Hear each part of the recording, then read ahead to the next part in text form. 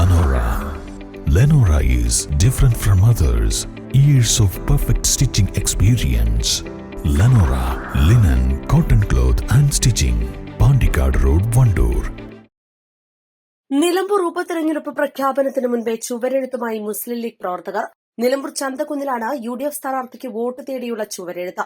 സ്ഥാനാർത്ഥിയുടെ പേരില്ലെങ്കിലും കൈപ്പത്തി ചിഹ്നത്തിൽ വോട്ട് അഭ്യർത്ഥിച്ചുള്ള ചുവരെഴുത്താണുള്ളത്. ഇലക്ഷൻ പ്രഖ്യാപനവും സ്ഥാനാർത്ഥി നിർണയവും നടന്നിട്ടില്ലെങ്കിലും മുസ്ലിം ലീഗ് പ്രവർത്തകർ ആവേശ തിരയിടക്കത്തിലാണ്. 2016 നഷ്ടമായ നിലമ്പൂർ മണ്ഡലം തിരിച്ചുപിടിക്കണമെന്ന ആവേശമാണ് ഓരോ മുസ്ലിം ലീഗ് പ്രവർത്തകന്റെയും മുഖത്ത് തെളിയുന്നത്. കഴിഞ്ഞ ദിവസം നിലമ്പൂരിൽ നടത്തിയ ലീഗിന്റെ ജാഗ്രതാ സംഗമത്തിലേക്ക് 2000-ഓളം പ്രവർത്തകരാണ് ഒഴുകിയെത്തിയത്. ഇത് ജനാധിപത്യത്തിന്റെ ഒരു ആഘോഷമാണ്. കാരണം കേരളത്തിലെ ജനത ഒന്നടങ്കെ ഈ സർക്കാരിനെതിരെ വിധിയെഴുതാനുള്ള, പിണറായി സർക്കാരിന്റെ ദുർഭരണത്തിനെതിരെ വിധിയെഴുതാനുള്ള ഒരു അവസരമായിട്ടാണ് നിലമ്പൂരിലെ ഉപതെരഞ്ഞെടുപ്പിനെ കാണുന്നത്. നമുക്കറിയാം, ഒട്ടനവധി വിഷയങ്ങൾ, സാധാരണക്കാരെ ബുദ്ധിമുട്ടിക്കുന്ന ഒട്ടനവധി വിഷയങ്ങൾ ഇവിടെ നമ്മുടെ മുമ്പിലുണ്ട്.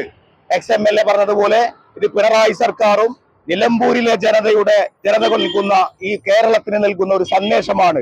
പിണറായി സർക്കാരിനെതിരെ ഒന്നാമത്തെ തിരിച്ചടിയായി ഈ ഒരു വിജയത്തെ, UDFന് ഈ ഒരു വിജയം കൈവരിക്കുക എന്നുള്ളൊരു ദൗത്യം ഇന്ത്യൻ യൂണിയൻ മുസ്ലിം ലീഗിന്റെ മുനിസിപ്പൽ കമ്മിറ്റിയിലെ ഈ കമ്മിറ്റി അടക്കമുള്ള ഇതിന്റെ പ്രവർത്തകർ ഏറ്റെടുത്തിരിക്കുകയാണ്.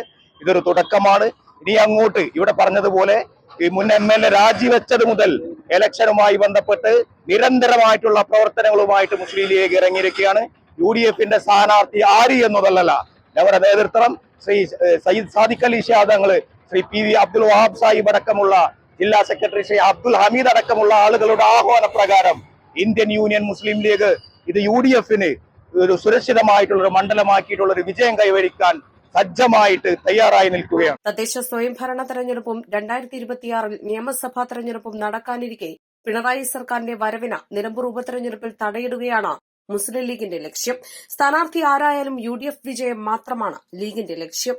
East line, Nilambur.